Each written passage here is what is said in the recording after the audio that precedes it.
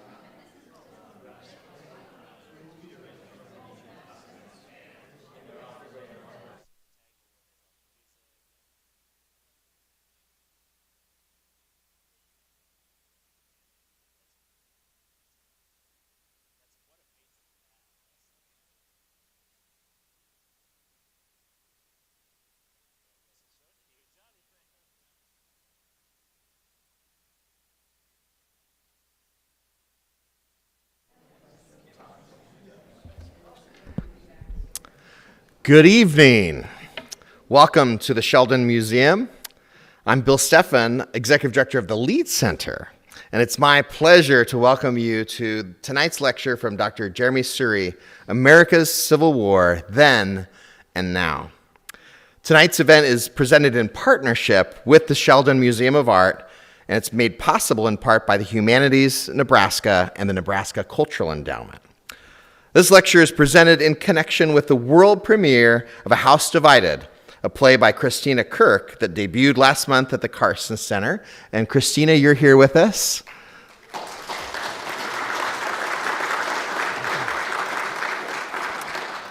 A House Divided was set in the Lincoln White House during the Civil War, and the play examined the political, moral, and personal divides facing the nation during that point in history.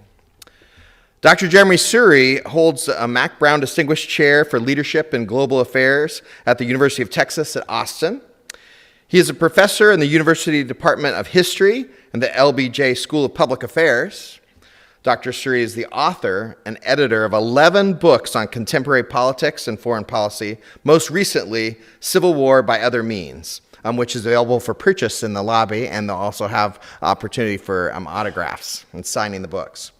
Civil War by Other Means, America's long and unfinished fight for democracy.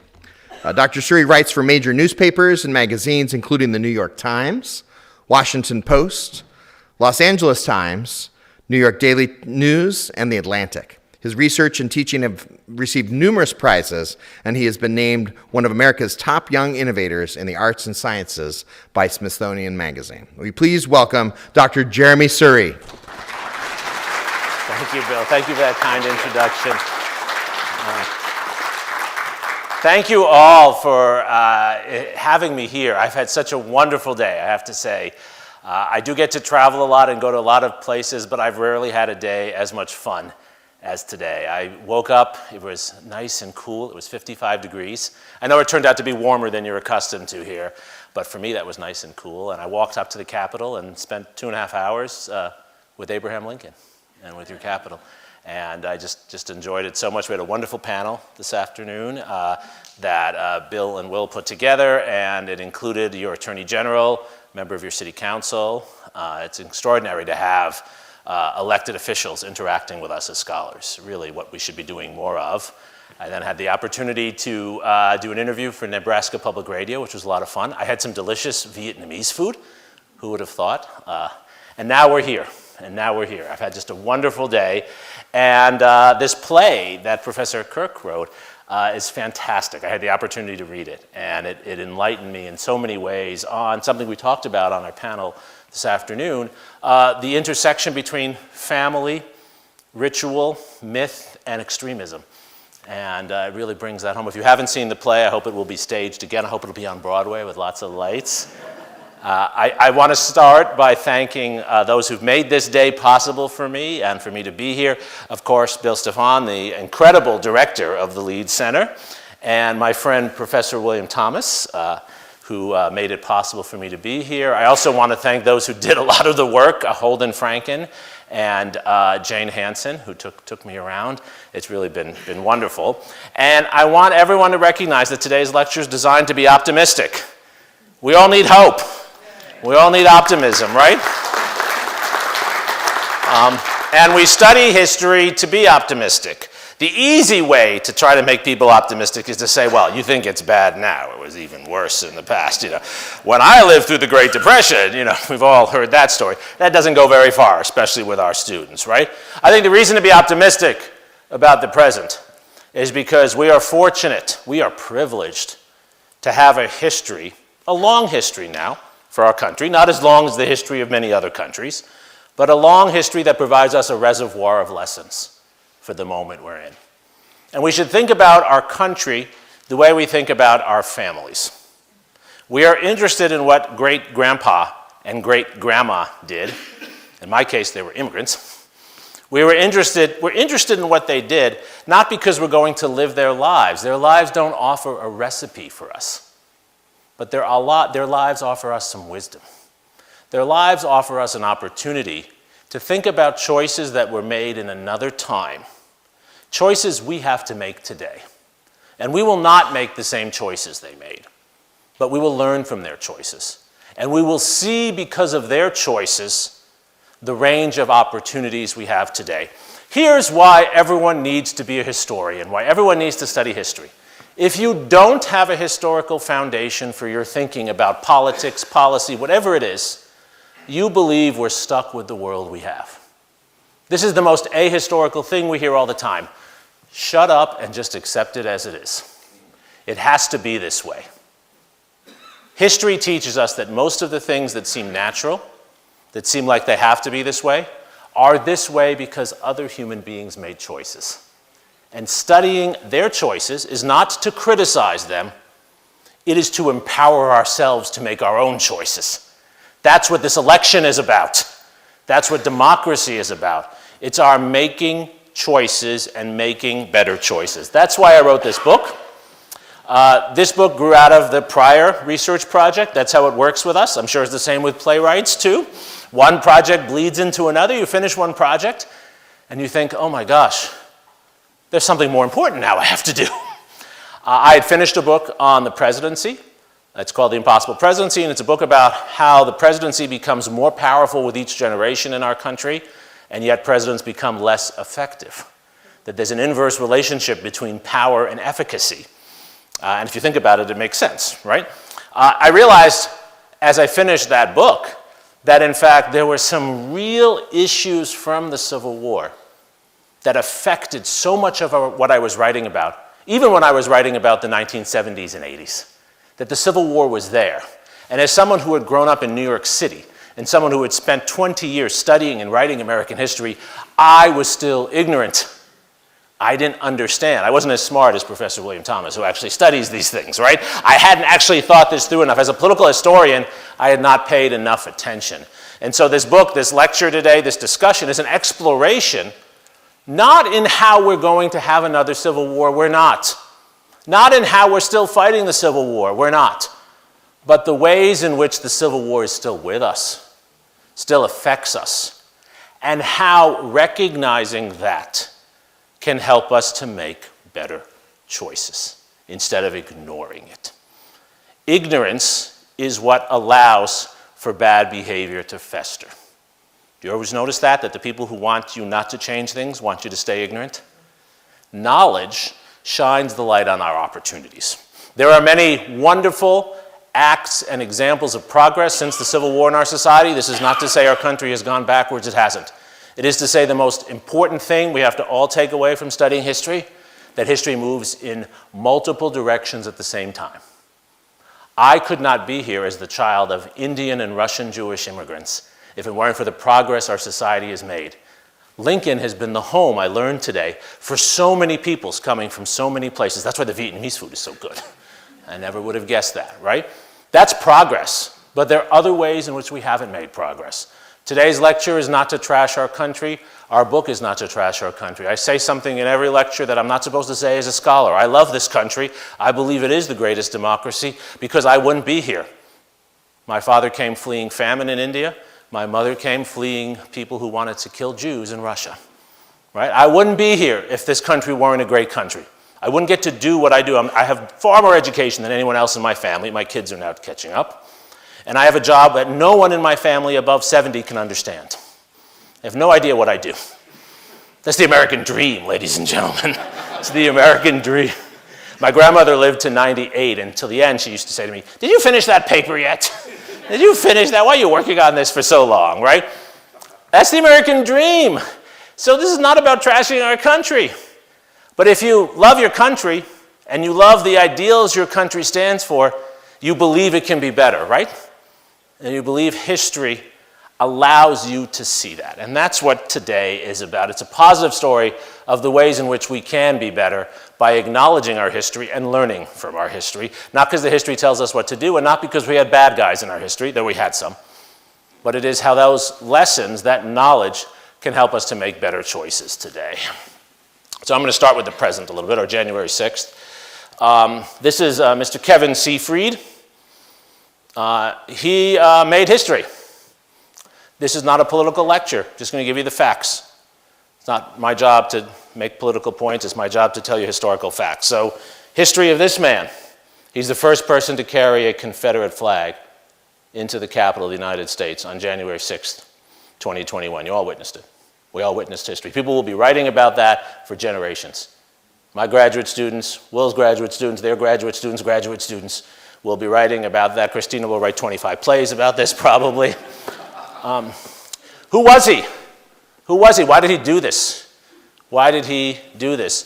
He comes from Delaware, same place as the man who was just elected president at that time. He comes from southern Delaware, which is actually, if you know the area, somewhat industrial. He early in his life had a job in a factory, well paid, health insurance. You know where this is going. It all went away. He didn't do anything wrong. Got his high school education, got a good job, met a girl. It's a Bruce Springsteen song. He went down to the river, right? He went down to the river, but it all went away. It all went away. And then in 2008, he joined a group called the Delaware Grays.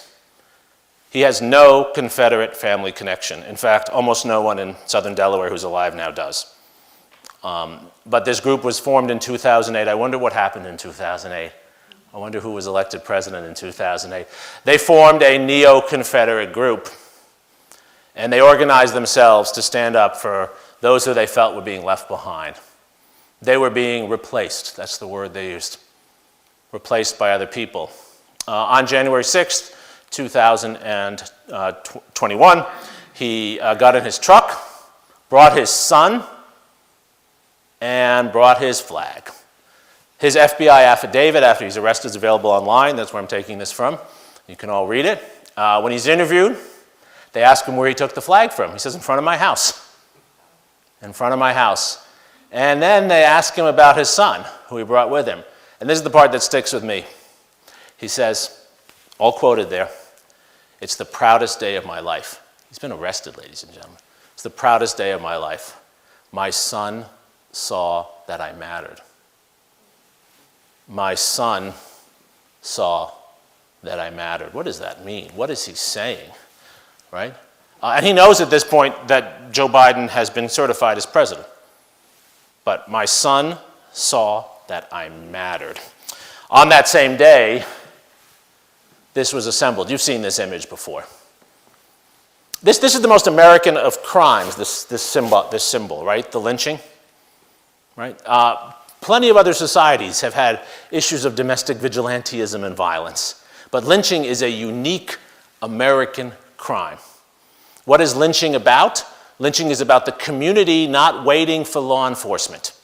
The community, often with the help of community leaders, often with those who have given community authority, sometimes police, sometimes not, taking someone and punishing them publicly, often for their life, but not to punish them, right?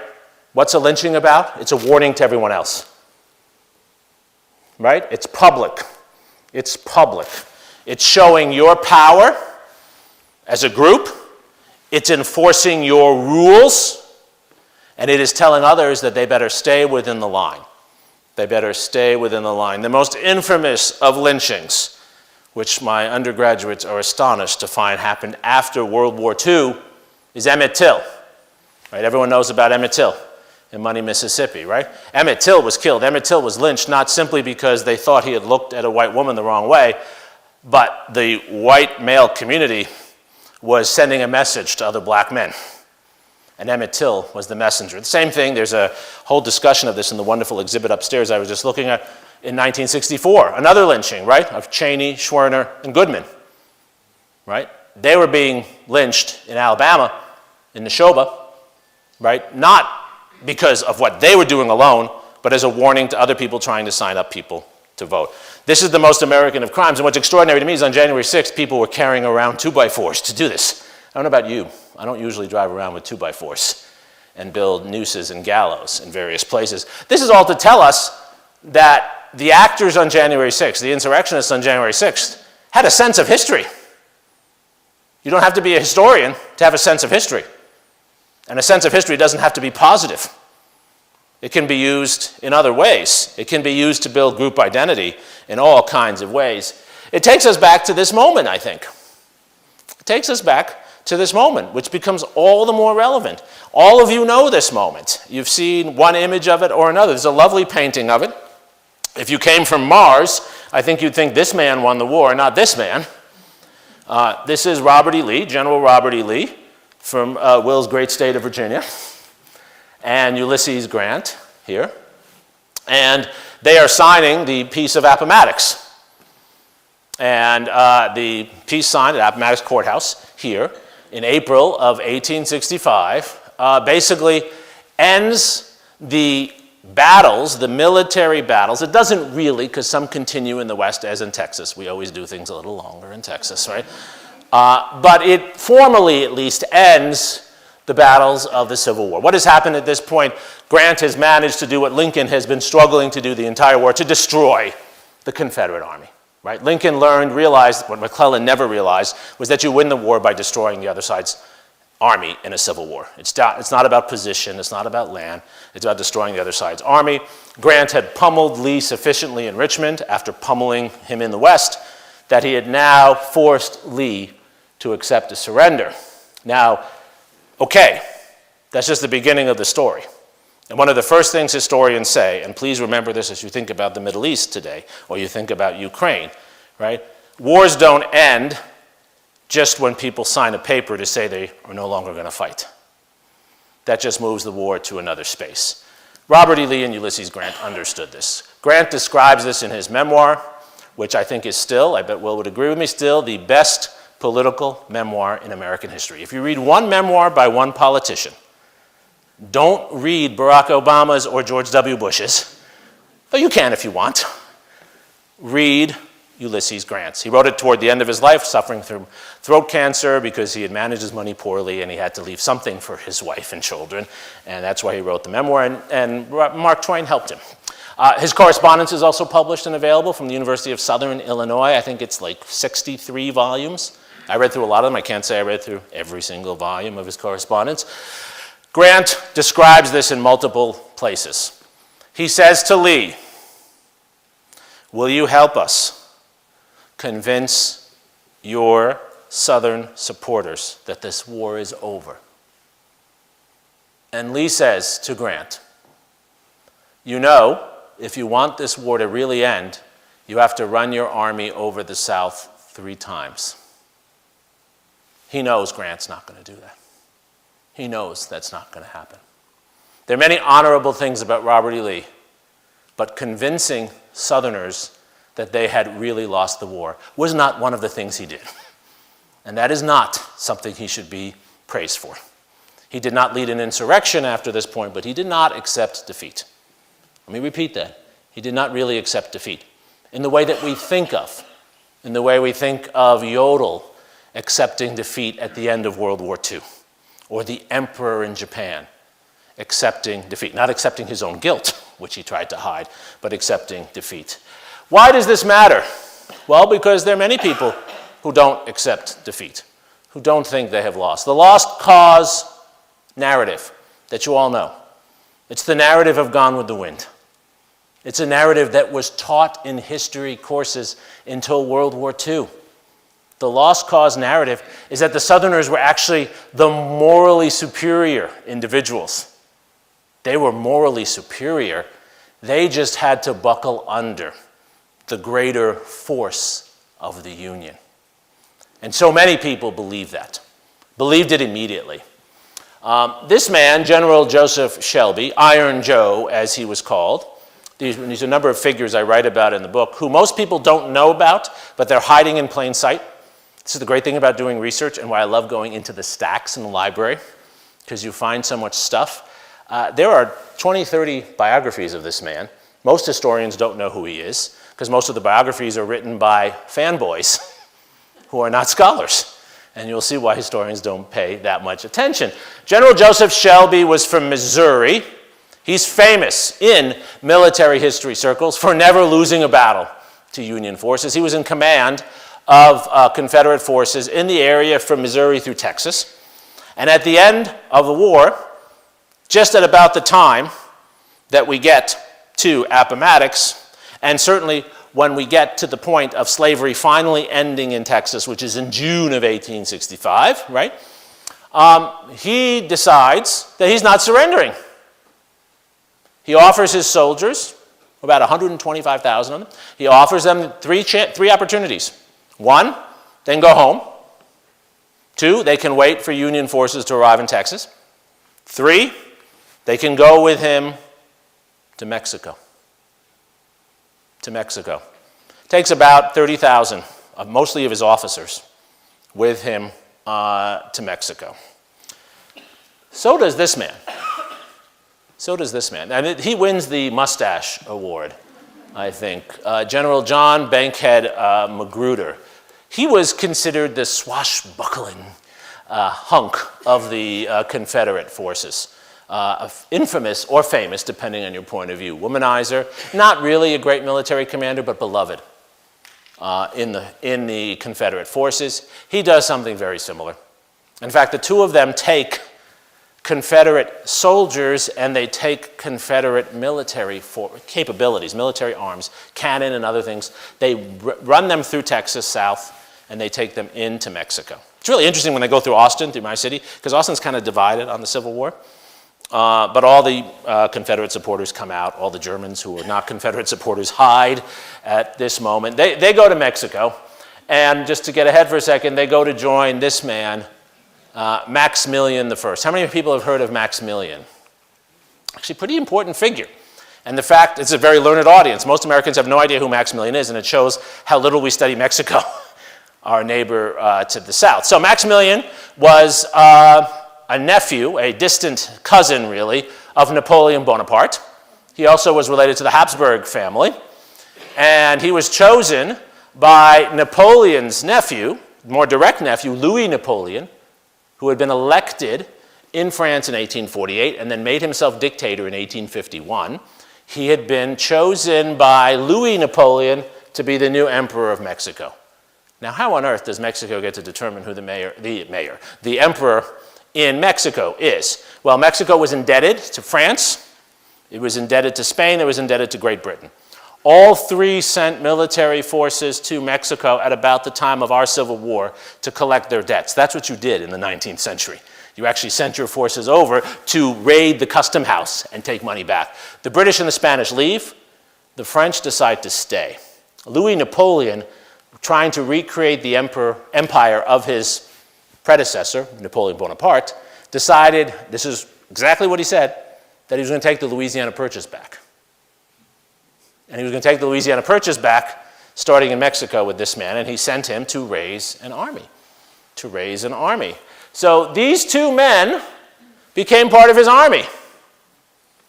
And what did Maximilian offer them? Not only the opportunity to be part of his army, and by the way, we can argue over whether secession in a civil war is treason or not. There's no argument that joining a foreign army is treason. I've been asking myself recently whether giving COVID tests to a foreign leader is treason or not. I'm not sure. But joining a foreign army as a military officer in particular, it's open and shut. It's open and shut. What did he offer them? He offered them not only a place, he offered them land, he offered them to move their plantations to Mexico. Mexico did not have slavery, but it had indentured servitude. They moved their African Americans, their slaves, to Mexico on 10-year labor contracts for which they would only be paid at the end of 10 years. Good luck collecting. Good luck collecting. This man, Matthew Fontaine Maury, also from the great state of Virginia, he had been the Confederate diplomat to England. He had been the one negotiating with the English to try to get the English to recognize the Confederacy.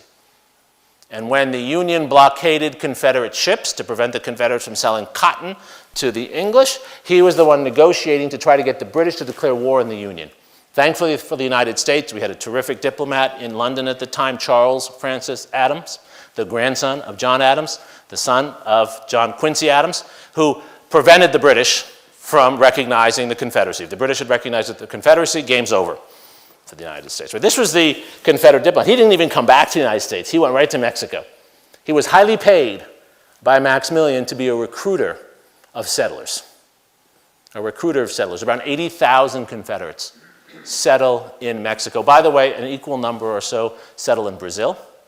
Bring their slaves to Brazil. Brazil had slavery until the 1890s, and there is still a part of Brazil where their descendants speak with a southern accent to this day. Let me focus a little bit on this gentleman. It's the fourth one of these I'll mention. This one really hits home the problem here. Alexander Watkins Terrell was a county judge in Harris County. That's where Houston is. Now the largest, most populous county in the United States, actually. Larger because of the way LA County is drawn. It's divided between a few other counties, right? So anyway, Alexander Watkins Terrell is brought into the Confederate Army. He's a terrible military commander, but because he's a county judge, he's made a general. At the end of the war, he goes and joins Maximilian's force as a spy on the Union. And you can find in Grant's and Sheridan's papers a desire to find him and kill him at the end of the war. Lincoln and then Johnson restrains them from doing this. Here's the thing about Terrell and all of these guys. By the 1870s, when Maximilian is killed, and you all know what happens to Maximilian in 1867, Benito Juarez's forces, the Republican forces that are supported by Lincoln and still supported by the United States, certainly supported by Sheridan and Grant, they capture him and they kill him. There's the famous Edward Manet painting, which we have in the book, actually. We had to pay a lot of money to have in the book, but I wanted to have it in the book, of him being shot, of him being executed. And it's actually made by Manet in Paris as a criticism of Louis Napoleon. When he is captured and shot, and you can understand why he didn't succeed, yeah? The sort of European monarch being brought in to run Mexico, not a particularly effective leader. His wife flees back to Europe. Once he's killed, these guys come back to the United States. Joe Shelby comes back and is eventually appointed by the first post-Civil War Democratic president, Grover Cleveland, appointed as the marshal for federal forces in the Missouri District of the United States. He will be the man who sends federal forces in to put down the workers at the Pullman strike in the late 19th century. This man becomes a prominent lecturer, one of the most highly paid lecturers in the United States in the late 1870s, late 1860s, not just in Texas and Missouri, in New York, in Boston. He tells war stories. He tells stories about Southern courage. They will never, he says, put a knee before Yankee power. And people, even Yankees, love listening to this, right? What macho behavior, what strong masculinity, right? How extraordinary. He dies actually in very controversial circumstances in a hotel room in Houston soon after, early 1870s or so. This man, Matthew Fontaine Maury, comes back to the United States. He had been a scholar of oceanography and geography. His work is still used by people in those fields. He's one of the first people to really study the oceanography of the Atlantic Ocean in depth. He comes back. He's offered the presidency of the University of Virginia, which he doesn't take because Charlottesville is too far from Robert E. Lee. He instead founds a university that you all know of, Virginia Tech. The founder of Virginia Tech becomes a leader in the field. And this man, Alexander Watkins Terrell, for which the Terrell County is named in Texas, most people don't know that, why it's named, who it's named for. He comes back, runs for state legislature, is elected, and becomes the leader of the Democratic Party, which is the only party in Texas in the late 19th century. He writes the voting laws in Texas. They were called the Terrell voting laws. Texas had a white primary. Lyndon Johnson was first elected to the House in a white primary in 1936. How did the white primary work?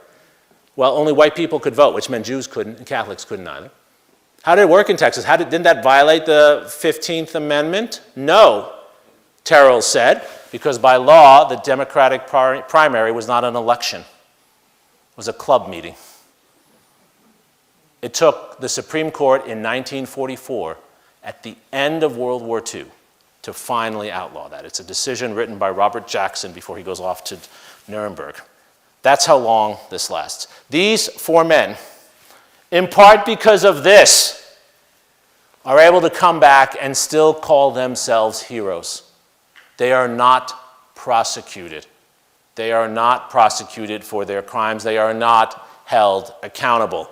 We just move on. Now, we don't know if Lincoln would have done that or not, but we do know that that allowed them to do the things they did thereafter, including running for elected office. And it is, ladies and gentlemen, the story of the Klan and the Red Shirts and other groups. These organizations are founded by former Confederates. They are not founded by people who decided in 1870, after they didn't fight in the Civil War, that now they were going to put white sheets on. That's the story of the 1920s. That's not the story of the 1870s. These are ordinary shopkeepers and business people who joined this organization as veterans of the Confederate Army, in part because they carry the same ideology, but also because it's what you're expected to do. I often speak at Rotary clubs, and I'll say, you would have joined in Austin, Texas. That's what you had to do. That was still the norm. And it was allowed to happen because this man, as president, pardoned all of them. We didn't talk about this at the panel earlier today. I wanted to save it for tonight. One of the really bad things we have in the Constitution, which is a vestige of monarchical authority, is presidential pardons. Why on earth should the president get to pardon people? Why on earth? And isn't it going to be misused? Isn't the temptation too great? Look, isn't it going to be tempting for Joe Biden to pardon Hunter Biden? Maybe he will, maybe he won't. I have no idea. I'm not making a prediction. But it shouldn't even be an issue, should it? It shouldn't even be an issue. They were all pardoned by him. They were all pardoned by him, and any other president could have done that as well. Before I move on, though, it is important to point out that while all of this is happening, there are other incredible changes happening on the ground. And that's the point about why these politics are so odious, why these decisions were so bad, is because there's another dynamic that is taking shape that leads to major change, but is also being resisted by these efforts. These are actual photos of African Americans who went into the Union Army, 200,000 former enslaved people became Union soldiers. That's what the Emancipation Proclamation was about, but it wasn't about Lincoln deciding that that should happen. It was about the need for personnel, the need for manpower, and these former enslaved people who were fleeing from their plantations and desirous of joining the Union effort to end slavery. One of the areas where scholarship, not my scholarship, the work of other scholars over the last 10 years has changed the way we tell this story. It used to be that Lincoln freed the slaves. No serious historian of this period says that anymore. We all agree, I think, Lincoln was a great man. Lincoln didn't free the slaves. The slaves, in large part, freed themselves. They knew what was going on. And when they had opportunities to flee their plantations, to escape their masters, they did. And it became problematic for the Union from the beginning of the war. What do? with these former enslaved people. Now, do you re-enslave them? We actually do that in the first months of the war. Or do you allow them and encourage them, and then when we need manpower, put them in the army? When Lincoln faces flack for the Emancipation Proclamation, which all it did, right, was free slaves in Confederate spaces. All it did, it's a war order to end contraband, and the slaves are contraband of the Confederacy. Lincoln says to the northern governors and others who resist this, he says, really, so you want to send more of your people instead into the army? Right? This is the beginning of a long story in our history where disenfranchised, disempowered groups go into the U.S. military and find through their military service a claim on citizenship they didn't have before. This is the story, ladies and gentlemen, of Jews in World War II. I wrote a whole book on Henry Kissinger. Henry Kissinger is nobody if it's not for his service in World War II. He had only come to the U.S. in 1938 as a refugee. He wasn't even a citizen. He's put into the army, sent to South Carolina, first time outside of a Jewish, kosher, Orthodox home. And that changes his entire life and gives him a claim. It's how he paid to go to college, right? The army ends up offering that opportunity. And look at the pride. Look at this family. They were just slaves weeks before this image was taken. And they are slaves no more. They are slaves no more. This is one of the great accomplishments of the 13th, 14th, and 15th Amendments. It's one of the great accomplishments of these groups of individuals, these courageous families.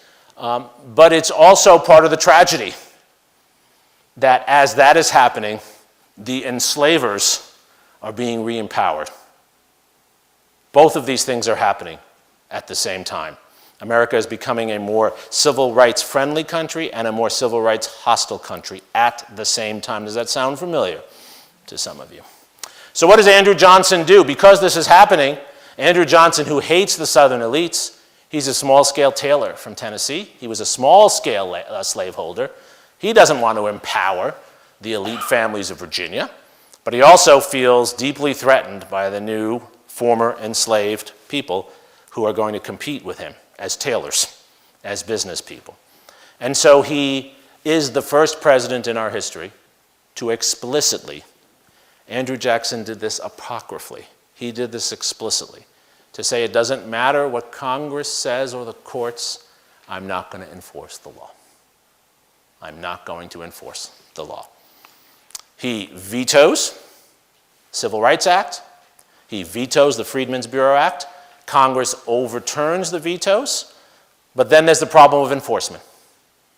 Problem of enforcement. The president's job, his main job in the Constitution, Article 2, is to enforce the law. If he doesn't do it, who will do it? Who will do it? Congress actually breaks the Constitution to try to get the laws enforced. They take Ulysses Grant, who's the commander still of Union forces, and they give him direct orders. It's actually not how it's supposed to work in Congress, not how the Constitution sets things up. And so you have Ulysses Grant and the military enforcing many of the Congressional Reconstruction Acts, and you have the President of the United States standing in the way. And that is what actually leads to the impeachment fight, the first impeachment fight. Secretary of War Stanton, Secretary of War Edwin Stanton, I'm thinking atomic bomb and I'm thinking Civil War at the same time. Edwin Stanton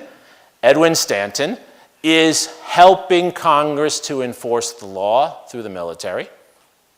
Stanton is doing that, and Johnson wants to remove him.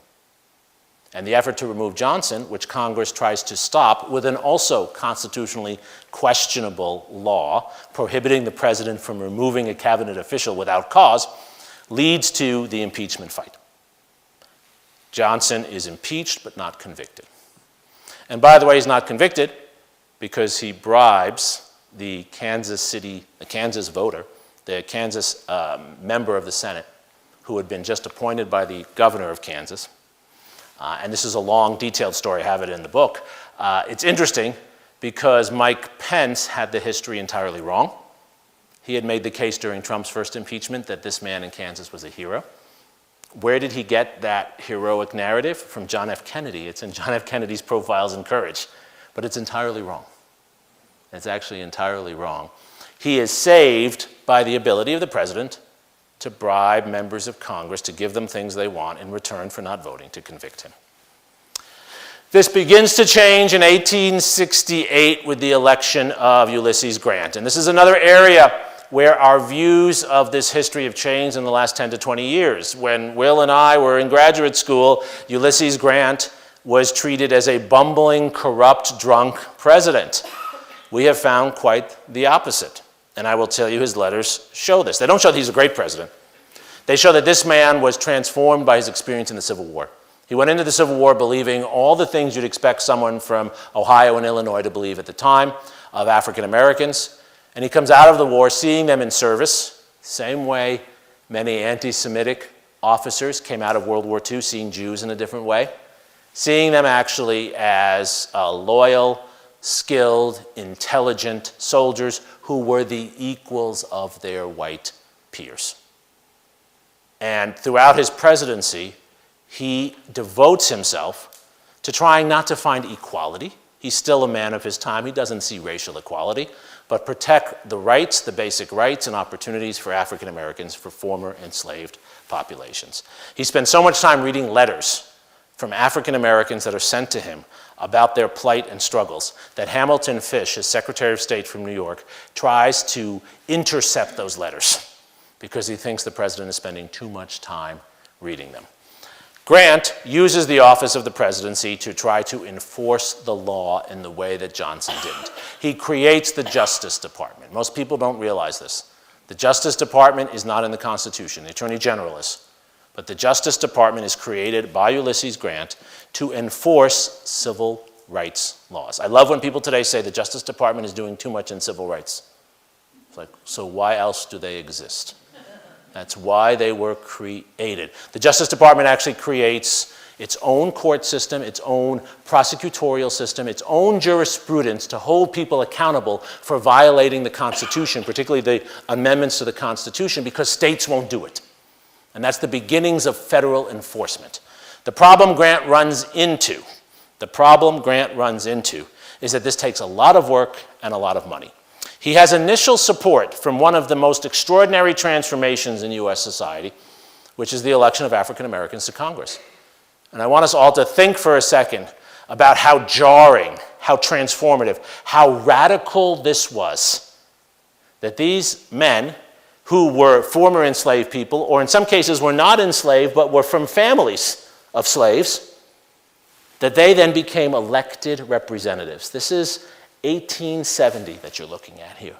We have 6 members of the House and 1 senator, Hiram Revels. It's extraordinary that the state of Mississippi, the legislature of Mississippi, which chose senators then, chooses him as a senator. And we have 6 members of the House, including Joseph Rainey, who were very influential and pushing for the Justice Department to do this kind of work. The elections of 1868 and 1870 in the United States are some of the fairest we had until the late 20th century, because the Union Army was in the South still, smaller numbers than before, but enough. The Justice Department was there to make sure that African Americans and others could vote. We have higher turnout among Jewish voters in 1870 than we had had before. And lest you think that history moves in a straight line, and lest you think that's the end of the story, I just want to show this graph.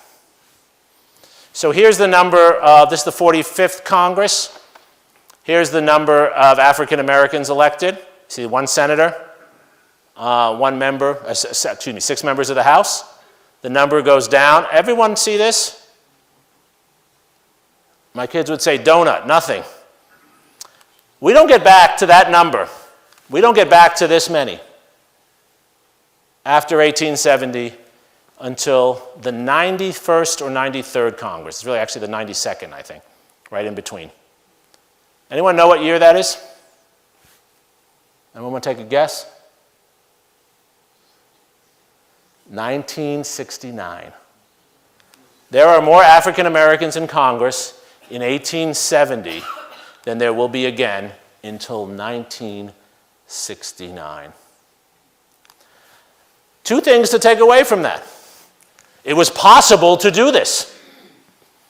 One thing people will always say when groups are not represented, well, it's just not possible. There are all kinds of explanations, right? They're not good enough. It just doesn't work that way. They don't want to do it. That's always the one that's said, right? You know, you have fewer people of that kind in your school because they don't really want to come, right? That's nonsense, right? That's nonsense, right? The voter turnout in some communities of African Americans in 1870 was higher than the white turnout. They did everything, stood in line for hours to vote, to get into office, right?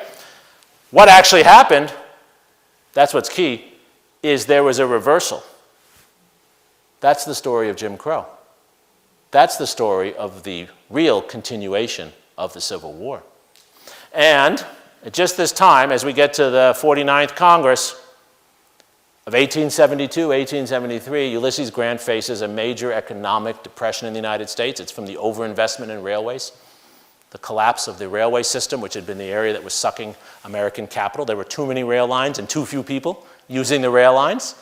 And so the economy goes into a tailspin, and poor Ulysses faces a revolt within his own Republican Party. Men like John Sherman, a senator from Ohio, brother of William Tecumseh Sherman, say, Ulysses, you've got to stop spending money on the South. We need the money at home. We need the money here. Stop spending on this. Stop spending on it. Stop putting effort. His own party defunds his Justice Department. It's not the Confederates who do it. He's got full control of Congress. His own party defunds, right? Karl von Clausewitz famously writes that wars are not won by those who have the most capability, but those who have the most will. There's no will any longer to continue this. And it's understandable, right? Families in the North had sent their sons to die. They had paid higher taxes, the first real income tax in our history. They had contributed, they had sacrificed elite and non-elite families. This is not the Vietnam War, elite and non-elite families, and they were tired of it. They didn't see progress, and to some extent they gave up, and it undermined his presidency. He leaves a broken man. He leaves a broken man. He's replaced by Rutherford B. Hayes, who's one of our greatest presidents, and everyone knows that, right? Rutherford B. Hayes was actually a very good man, governor of Ohio. Very good man, a man who cared deeply as Grant did about civil rights. But the problem for Hayes was not only that he didn't have a party behind him any longer, was that it was very difficult even to hold on to the presidency. We, to this day, do not know who won the 1876 election. One of the points I make in my book is that our election system needs dire reform. We lost sight of that between 1952 and 2000 because we had a series of elections that were not close. There were problems with them, but they weren't close, so it didn't matter, right? No one cared if a few votes were miscounted in Eisenhower-Stevenson. The Kennedy-Nixon election, maybe, but for the most part, our elections were not close. When we have close elections, the Electoral College system is a failure, ladies and gentlemen. Because what happens in 1876 is what happens in 2000, it's what happens in 2020, is that in a few small states, a small number of votes determine who wins. Even though one candidate has far more votes, because it's state by state, and it can be close in a couple of states, those states become sources of controversy and uncertainty. Louisiana, Florida, South Carolina. To this day, we don't know who won more votes in those states. Why? Because there's legitimate controversy over evidence of double voting. At that time, there isn't today, but there was then. And those who were prevented from voting. Those who were prevented from voting as such. Samuel Tilden got more votes, the governor of New York, but this man, the Republican from Ohio, is able to get into the presidency finally after a long drawn-out controversy that goes almost all the way to March of 1877. How does he get into office? By what C. Van Woodward famously called a corrupt bargain, right? Which is basically negotiated by John Sherman and others to bring him in the presidency in return for Southerners getting the final removal of Union military occupation in the South. And in 1878, we'll get the Posse Comitatus Act, which came up in the news recently, right? That's actually forcing Hayes, in order to get a budget passed, does this sound familiar? To agree that Union forces will not be used for the enforcement of law in the South. And so we move forward into a post-civil rights non-enforcement error, which, ladies and gentlemen, is exactly what you're looking at here. That's exactly what you're looking at here. There is no evidence that fewer people wanted to vote. There's just evidence that fewer people were able to vote. And this begins with forceful removal of people from voting, and then we get into other more innovative ways. As Alex Kesar, a wonderful historian who's written about the history of voting, puts it, we become the most innovative society in the world in finding ways to stop people from poll taxes. I had a professor as an undergraduate at Stanford, Lucius Barker, great scholar of American jurisprudence, African-American man. He recounted how in the late 50s, as a young man, when he went to vote in Mississippi, he had to count the number of marbles in a jar. And if you got the number wrong, you didn't get to vote. But then he realized no one was actually checking who got the number right. And then he noticed that white people who came to vote didn't have to do this. They didn't have to do this. All sorts of things that are done that are part of this story. And don't think it doesn't happen today in certain ways. As of today, you cannot register to vote in Texas. You have to register to vote 1 month before the election. That was actually 2 days ago now, October 7th. I just got an email from a student. I've been reminding my students every day to register to vote. I just got an email from a student asking me how they go to vote. They can't. That person's been disenfranchised. I thought of responding by saying, well, don't worry. You can go buy a gun. You don't need to register in advance. Go buy the gun right now. But you can't register to vote a month in advance. Why is that being done? Oh, and by the way, in Texas, you have to do it in person. Can't do it online. Can't do it online. That's all constitutionally protected under our system now. That's all acceptable, right? This becomes our story. This becomes our story. It doesn't have to be this way. It doesn't have to be this way, but this is the reality. This is Harper's cartoon in a sense, but this is the reality of what's happening in our society. It doesn't have to be this way. It doesn't have to be this way, right? We create better voting laws in Germany and Japan after World War II than we have at home. We create them there, but we don't have them here at home. And I don't put this up to take a position on the candidates at all. I put this up to show you how the language of fraud becomes standardized.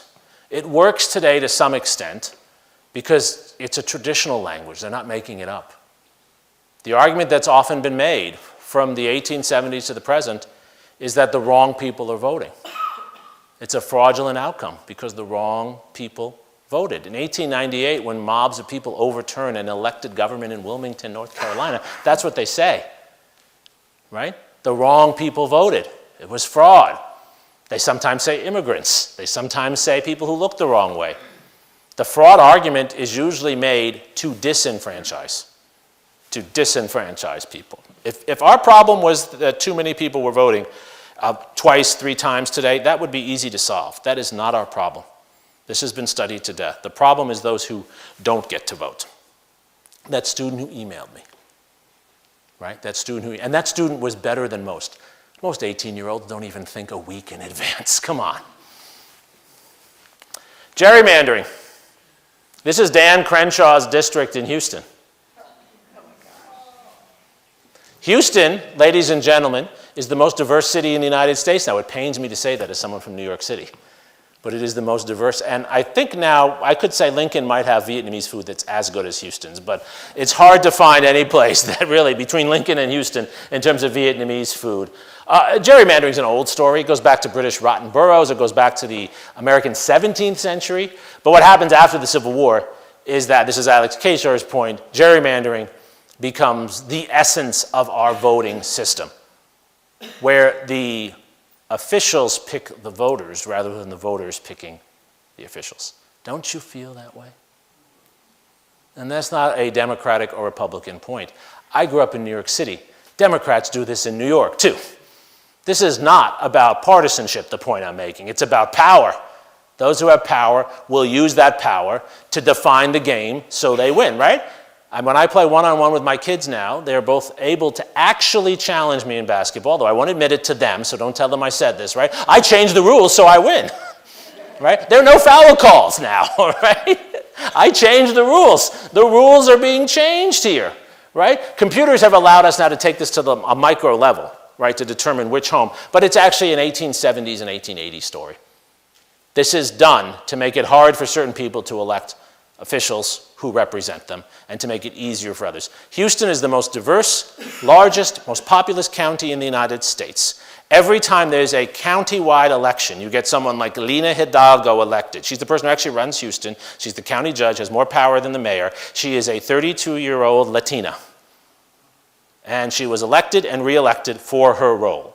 But yet, I think 4 out of the 5 Congress people are not from her party. I wonder why. I wonder why. That is a process that begins really in earnest after the Civil War. And we have repeatedly not prohibited this at the federal level because of the precedents created after the Civil War that prohibit us, the court says, from stopping this. And then gun ownership. I'm not taking a position on guns. I'm not a gun owner, but I'm also not a gun expert, so I'm not taking a position on guns. And I have talked to people who are persuasive on both sides, whether you should be able to own a gun or not. I don't know, and I don't really know what the Second Amendment says. I've also heard people argue that both ways. I'm not making that point at all. What I am saying is that we're a very violent country.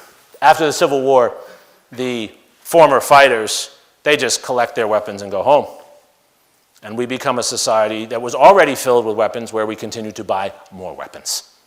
And weapons are largely purchased by those with power to hold on to power. Let me make this entirely clear, right? When Ronald Reagan was governor of California, he was for gun control, for strict gun control, because the concern was, some of you might remember this, that African-American activists, particularly the Black Panthers, were stockpiling guns. When Ronald Reagan ran for president in 1980, he changed his position, because his supporters were buying guns, and guns are bought at particular moments. Obama's election's a really interesting one. Really interesting. Again, I'm not for or against it, but my point is that history of vigilante violence is connected. I'm not saying those who buy guns are vigilantes, but I am saying there is a history of showing your power and holding on to power by having a weapon. It's a symbol of that in a way it isn't in Germany. Because of the German experience with Nazism, it's the opposite. If you own a weapon in Germany, you don't tell anyone. You don't want to be seen as that. In the United States, you want to be seen. Now members of Congress run for office by touting their weapons. They send out Christmas cards, right? Where their children are holding weapons, right? I'm not saying they're going to use those in the wrong way, but I'm saying it becomes a symbol of a certain kind of power and a resistance to other people having power. This is, my wife finds this hysterical that I quote myself on a slide, but I'm doing it so I get it right. I don't think these are unsolvable problems, and I don't think they make us a horrible nation. I think they give us an agenda. I think there are reasons we should be optimistic, because these are fixable problems without harming anyone. These are fixable problems. But what it comes down to is what I call hearts and minds. Right? We have to educate ourselves. Most of these problems linger not because we think they are good and defend them. They have their defenders. But most people don't defend voter suppression. Most Americans think voter suppression is bad. Most people don't defend vigilante violence. They think it's bad. And most people really don't defend gerrymandering if you push them on it, right? I mean, this is, come on. This is really hard to defend, isn't it? Right? The Electoral College is hard to defend, right? We had a discussion at lunch. Maybe going to a full popular vote is not the way to go, but the Electoral College as it exists is really hard to defend, right? We repair our democracy. We get better not by cheering and saying we're the greatest ever. Maybe we are, maybe we're not. I don't care, right? We get better by saying we believe in our ideals and that at times we've gone off the track and we can correct that. After the Civil War, we made some courageous decisions, and we made some decisions that in the long run have held our democracy back. And that brought us to January 6th. And are the reasons why you could carry a Confederate flag into the Capitol on January 6th and think you were doing the right thing. That's a legacy. The way to think about history, ladies and gentlemen, is to think about it as archaeology. There are layers, and the old layers of the past don't go away. When you're planting your garden, What was under the soil from 100 years ago is still under the soil. And the more you know what's under there, the better you can prepare. The better you can garden and tend to your space. We have to do that ourselves. We have to stop cheering for our history and start saying we're a great country and we have reason to be better. And this history helps us to be better. And that's, I think, what the agenda for our politics is. That's why I wrote this book.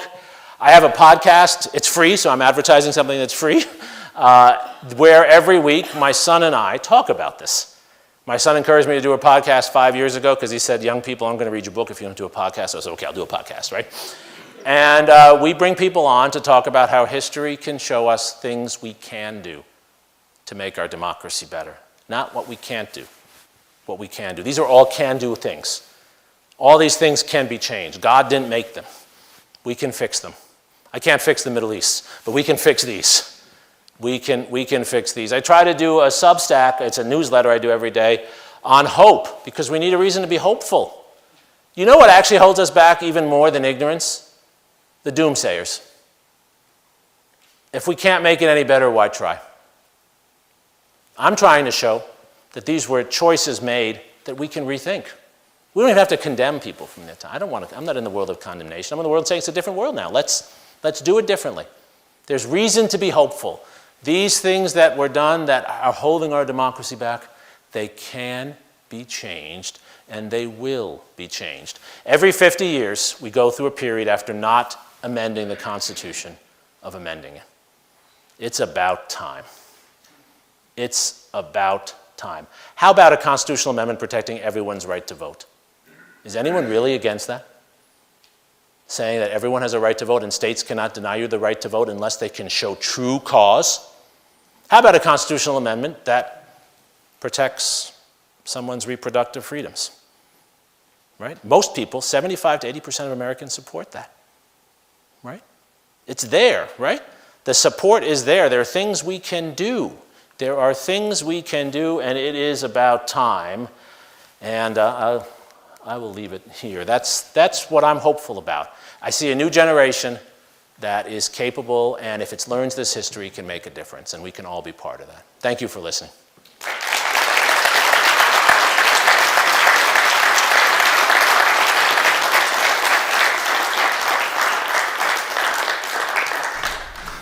Thank you, Jeremy. Hi, everyone. I'm Will Thomas. I'm a professor of history, and I'm the Angle Chair in the Humanities here at the University of Nebraska-Lincoln.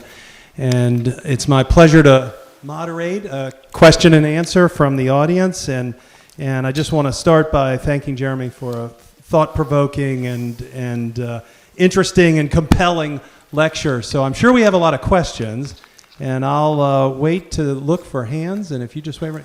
Please, yeah, and identify yourself by name so I can be polite in responding. Sorry, my name is Gavin Lyle. Quick question. We're often advised to meet people where they're at in order to convince them or to motivate them in one way or another. Do you have any good historical examples where that actually comes to? Okay. Even good historical examples where that has been successful, where we can meet people where they're at while also holding folks accountable. Like sometimes that comes in conflict. Yes, yeah, it's a great question. And was it Gavin was your first name? Gavin. Yeah, so it's a great question. The danger in saying meeting people where they are you supposed to accept horrible things to try to make progress with them?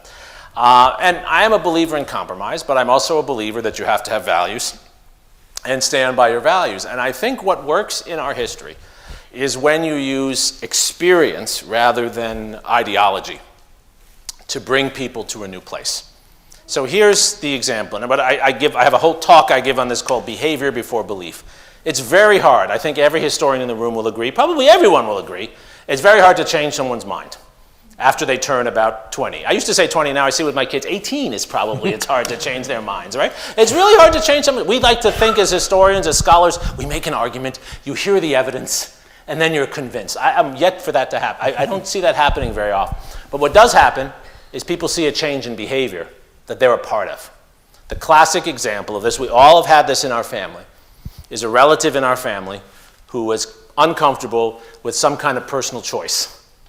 Choice about sexuality, a choice about career that people were making in society. And then all of a sudden they had a loved one of their own.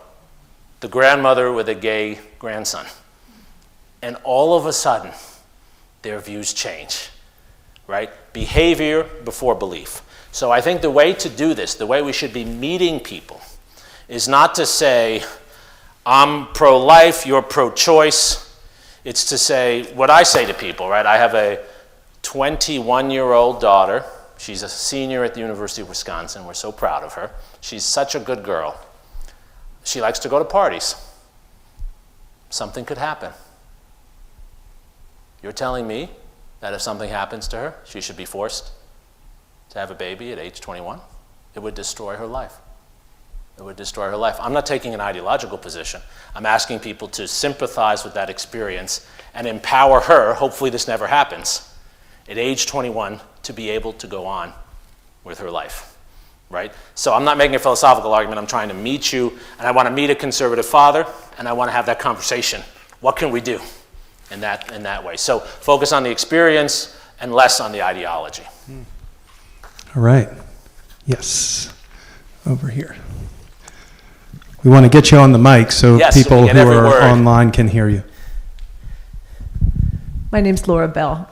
Laura? Laura. Yeah, nice to meet you. Okay, so I'm just having a hard time understanding our United States Supreme Court allowing the ability for presidents to have immunity when, no one else can.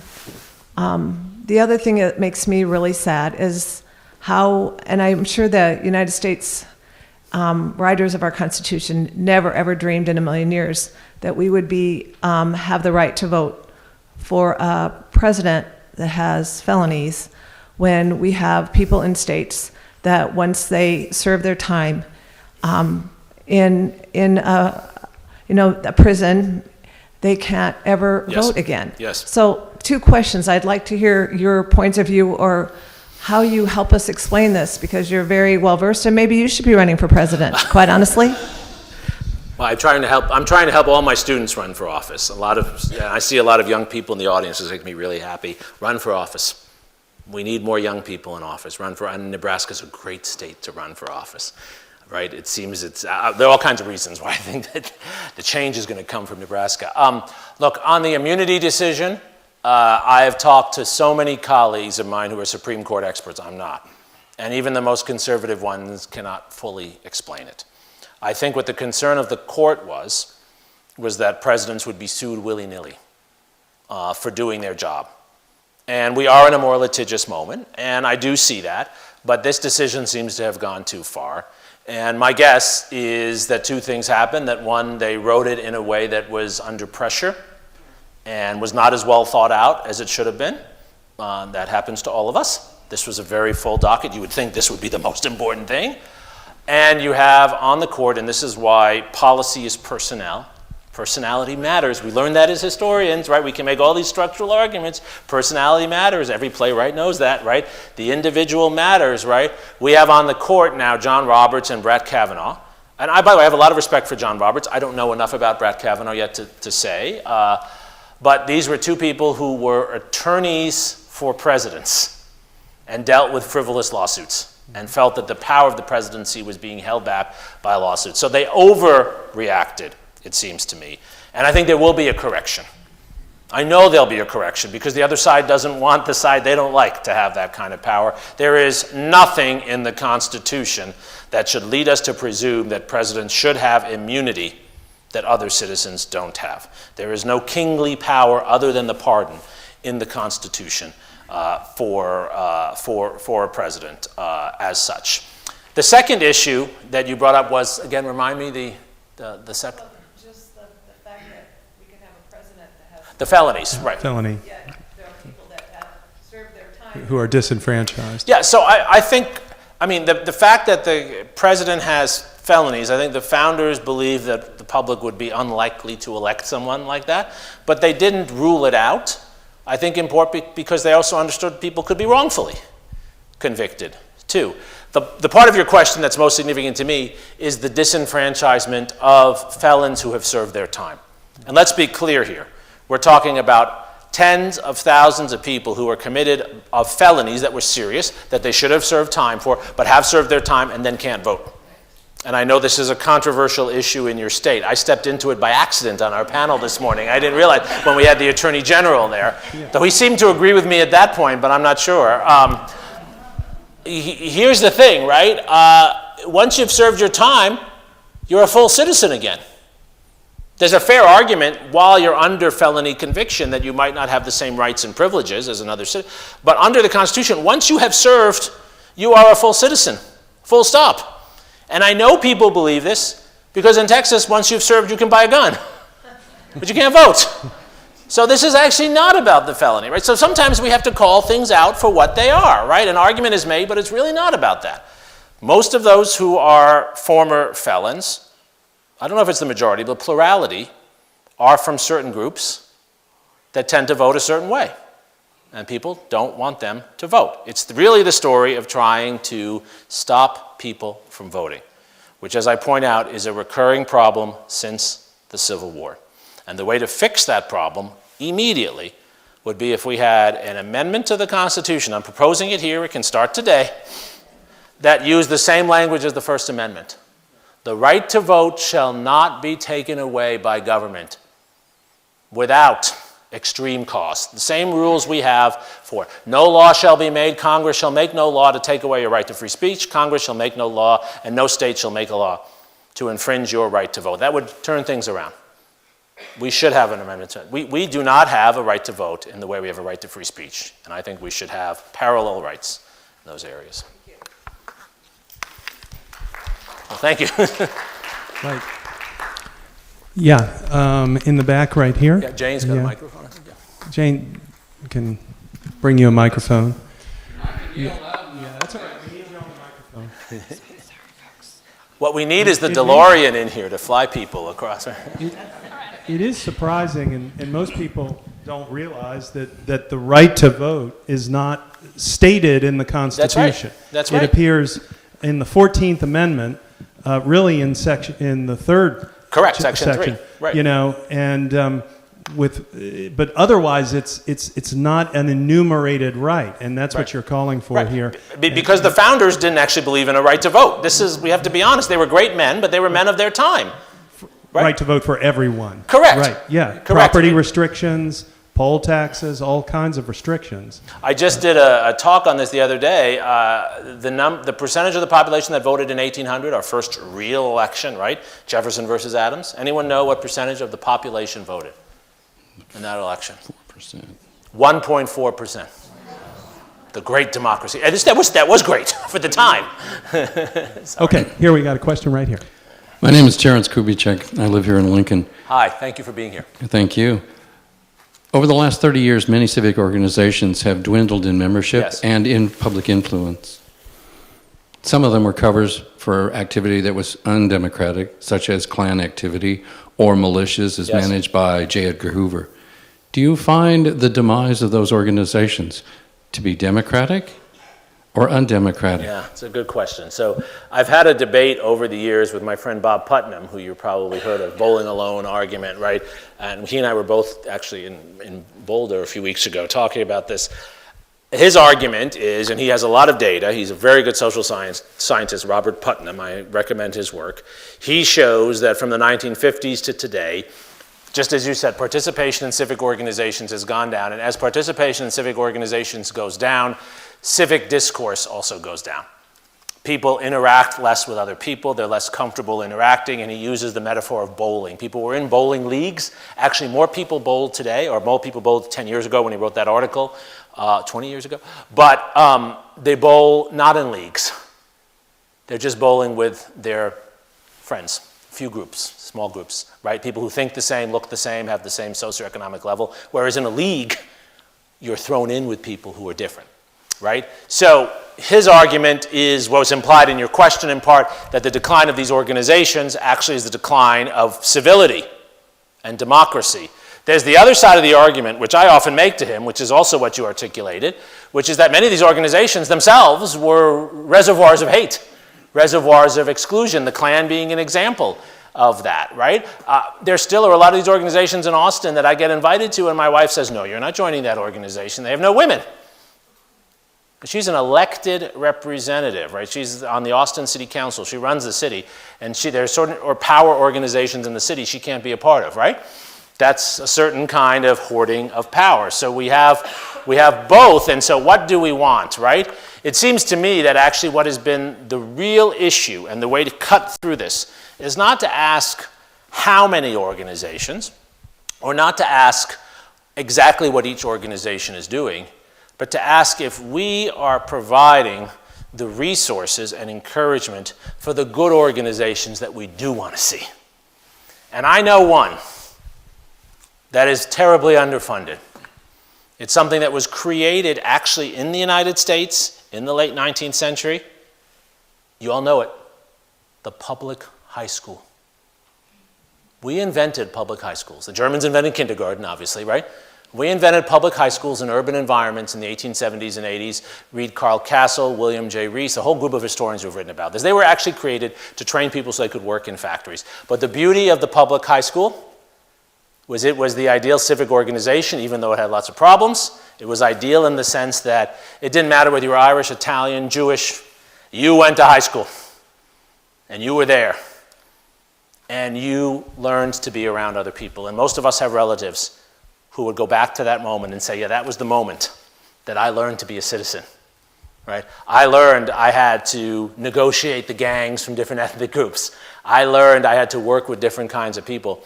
And as we have privatized schooling, as we have underfunded public high schools, I think that's a real problem we have. I see that at the University of Texas. So many of my students come, I'm a public school guy, so I'm prejudiced, I'll admit. They come from private schools where they've had wonderful resources, but they don't know how to work with people who are different. These kids are not prejudiced, that's not the problem. They're just not experienced in what a public high school could do. So what I want to see us do is, as a society, fund the kinds of organizations like public high schools, we could come up with many others, that intentionally bring people together. They're always going to be imperfect, but let's fund those organizations and put young people into them. Right? Make them go through that. I think it has an incredibly edifying effect on their understanding of democracy. And I would add to that, and we can get into this too if you want, I believe in mandatory public service for that reason. The model of Roosevelt's CCC, don't have to be in the Army. You go and you are, for a year of your life, working with people for the public good, people who are different from you. Think of the CCC camps. I'm one of many historians to write this. The World War II generation, that greatest generation, you read their oral histories. They don't wax nostalgic for basic training. They wax nostalgic for their CCC, WPA, other New Deal experiences that out of necessity brought them together, sponsored by the government. That's good government. That's not big government. That's good government. Let's reinvest in that again if we believe in democracy. Right. One or two more. We've got one right back here. Yeah. And then we'll go here and then one here. I'm Jean. And Hi, Jean. Hello. I enjoyed your talk a lot. Thank you. The two-party system has controlled the whole political scene, historically and by state. And so when you're an independent, which are now over 50% of the voting public, you're out, except in a few states, as far as voting. So what's the answer there? Do you have any ideas? Well, The two-party system. the two-party system, thank you, Gene. In a sense, right, you're the natural experiment here. Your unicameral legislature with no parties. How's that working out? It's partisan, isn't it? Yeah. I mean, this is the... I'm sorry? Right, Jane and I were talking about this earlier, right? But the same forces have pulled people apart, right? And it's interesting, right? One of the recurring motifs in American history is the desire not to have parties, and we end up with them, right? I mean, everyone knows this, right? Washington says in his farewell address, right? He says that if we fall into partisan factions, our democracy will come apart. And then 1800, we have parties, right? We immediately have parties. It's very hard not to have parties in our system, and very hard not to have a two-party system for a structural reason. Because unlike Nebraska and Maine, Our system is winner take all at the state level. So long as we have an electoral college with winner take all, we'll have a two-party system, right? Because if you run on a third party and you get 48% of the people in Nebraska to vote for you, but the other party gets 52%, you get nothing, right?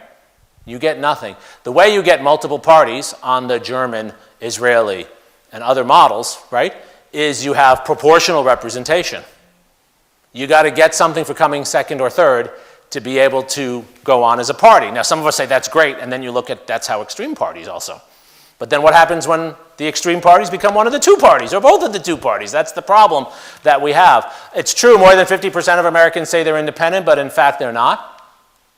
Right? I'm sure there are independents in this room, but most people who say they're independent are not independent. How do we know that? Because they tend to vote the same way every time. You can say you're independent, but if you always vote D or R, you're not really independent. Right? Voting is the stickiest thing in our society. The best predictor for whether you're going to vote is whether you voted before. The best predictor of who you will vote for is the party you voted for before, everywhere in this country. Everywhere in this country, right? This is a problem because it leads us with this bifurcated choice that we're often not happy with. What is the solution? I think the solution is to actually make the parties more representative. Unless we have structural change, we're always going to have two parties, but the parties themselves have to be made more representative. They've been made less representative. Money dominates the parties now. Money dominates the parties. And you know how it really matters? I'll tell you, and other professors will comment on this as well. Young people come to my office every week and say, I'm interested in getting involved in politics, as I said. But I don't know how to raise money. Well, I don't have my own independent money. You can't run if you don't have money, right? You can't run if you don't have money. You have a former governor and senator who proved what money can do, right? That's how you run for office, right? That's the problem. That's the parties will be more representative if we actually, I think, had serious campaign finance reform. Okay, so we have time for just one more, question right here. And briefly, Jeremy. Sorry. Well, this goes back to the civic. What's your first name? My name's Katie. I'm Katie, faculty in the English department, and so my question is about the role of universities in this era that we're in here. Small question. Small question, but I'm curious because the humanities at public universities are less protected than at private universities, and this lecture hall is usually filled with scholarship that a general audience cannot understand. So this was a wonderful lecture, and I'm just not to shit on the general public. I just mean that it's hard. I gotcha. And so I'm just curious, your stance as an educator in higher ed and what you think universities can be doing, professors can be doing, anything you want to offer in that category. Yeah, I mean, thank you, Katie, and I'm sure we agree on this. University is where you go to become a citizen and to find a life. It is not pre-professional training. Now, I understand that many people have mortgaged their homes to send their kids to go to university to try to get a job. But the truth is that we are not preparing you for tomorrow's job. We are preparing you for the next 50 years of your life as a citizen. And so there are skills you need. Some are skills like engineering, but there are also skills you need in being a citizen, in living a life, in learning how to learn. Learning how to learn. Think about it. This is what I often say to parents who tell me, oh, my son wants to study history. That's horrible. What kind of job are they going to get, right? Say, okay, what do you do now? Whatever you do, could you have been trained to do this in college 10, 20 years ago? And most things, no. What you learned in college was how to learn. And then you later figured out. What does it mean to learn? To learn is to be able to read and research and get information, to tell fact from fiction, to be able to articulate yourself. I don't know what job there is now where you don't have to write, because people don't talk to anyone anymore, right? You better be able to write. If you go to school, I get students in my classroom who come from terrific schools. You have to be in the top 5% to get into UT Austin now, right? They're valedictorian from their school in Houston or wherever else. They're brilliant at math. They cannot write a topic sentence. They don't even know what a topic sentence is. They can learn it. By the time they're done with my class, they know what a topic sentence is, let me tell you, right? That might be the most important thing they get. right? That might be the most important thing they get from college. Those basic abilities to learn, express yourself, and navigate the world. And that's what our democracy needs more of. We are not in the difficulties we're in today because we lack technical knowledge, right? It's because we seem to lack a lot of the other things. And that's what universities are for. I'll close on this, and you know this, everyone does. And here, one of the great, unique American things. There are very few things we do that are really unique. This is one, right? We created public universities. We're standing in one now, one of the great public universities, right? Abraham Lincoln, right? It's the Land Grant Act, the Moral Land Grant Act of 1862. It had been defeated by Democrats in Congress in 1859. He gets it through in 1862 when the Democrats are out of Congress. It's all Republicans. And what does it do? It gives federal land to the states, not to build the universities on that land, to sell that land to finance the universities. That's how this university gets founded. University of Wisconsin-Madison, Michigan State, that other school in College Station, I don't remember their name. They get founded this way, right? In the legislation, 1862, written by Abraham Lincoln and Justin Morrill from Vermont, right? What does it say in the legislation? That these schools should teach the general farming population the agricultural sciences and the liberal arts. 1862. What did Lincoln want? He wanted every young person to have what he didn't have, the chance to actually read Shakespeare in a classroom, to learn to write. He had to teach himself to do that, right? Why else do we exist, if not for that? If we're just supposed to be technical schools, we don't need public universities, right? We exist to train people to be democratic citizens. And that's what the humanities do. We are at the core of the university. We're not the only thing that matters. But as I try to remind my president, you know what? We're at least as important as football. Thank you. And on that note.